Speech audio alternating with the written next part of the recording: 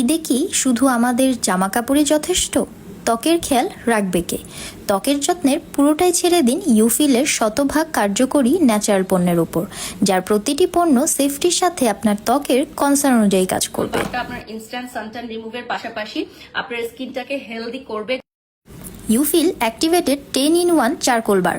ত্বকের যত্নে এর গুণাবলী অপরিসীম। ত্বকে ব্রন, র্যাশ, অয়েলিনেস কিংবা ব্ল্যাক হেডস, হোয়াইট হেডস সব ছোট বড় সমস্যার সাথে লড়াই করতে সক্ষম। মেকআপ রিমুভ করে ত্বক ডিপ ক্লিন করতে এই সোপের সময় নেয় মাত্র 1 মিনিট।